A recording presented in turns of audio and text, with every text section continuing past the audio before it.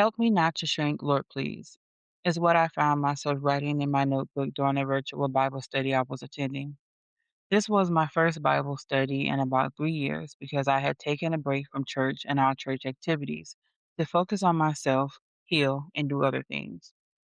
As I was as I am integrating back into the world and trying to find community with like-minded people who not only believe in God but have a relationship with him and share other relatable interests, I am I am discovering that I am discovering that I still have a tendency to want to shrink and go back into hiding, especially when I show up as myself.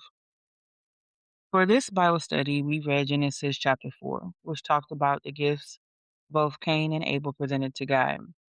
God found favor with Abel and his offering, but not Cain's, which resulted in Cain killing Abel. When I read this chapter on my own, so many things stood out and connected. Somehow I saw a connection between Abel presenting the firstborn of his flock as a keeper of sheep and Jesus. It felt like the first killing in the Bible, in some ways, was a foreshadow of the crucifixion of Jesus. I was really excited and happy to share this insight with the group. The first chance I got, I shared it, and it was received well.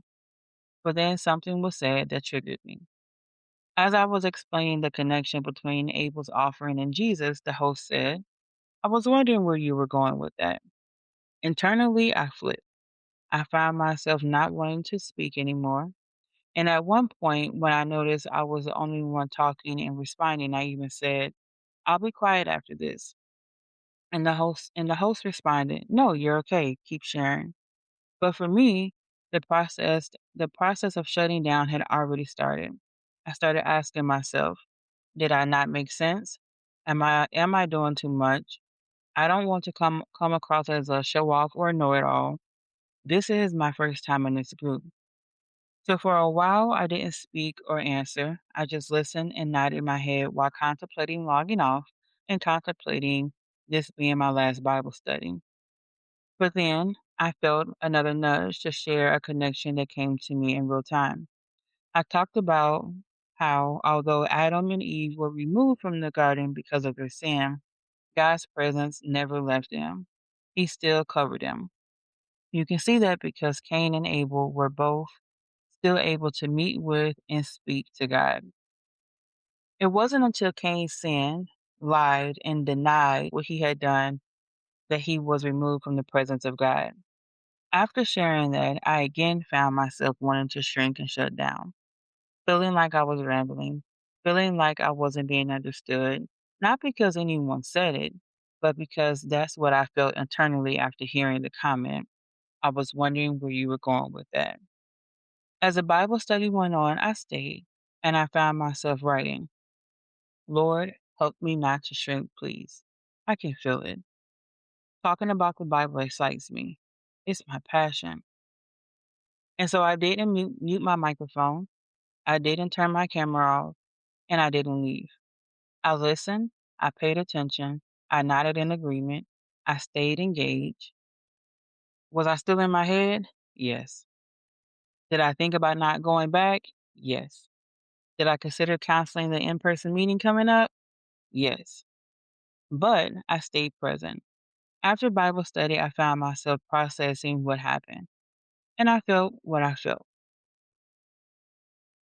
And that eventually turned into a rabbit hole that led me to a much deeper and bigger revelation. And I'll talk about that later. But one thing that helped me was understanding how I think. I am more of an associative thinker. I think in webs and connections, not in straight linear lines. That explained why I connected the ideas the way I did. It confirmed that I wasn't rambling, I was actually connecting dots in real time. And sometimes that can sound like rambling. But, anyways, the next day I briefly shared with the group how I had felt during Bible study and how I wanted to shrink. After I sent the message, I immediately wanted to delete it. But I told myself, no, you wrote it, let it stay.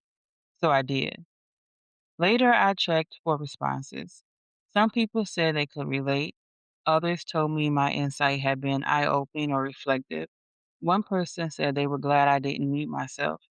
That made me feel better.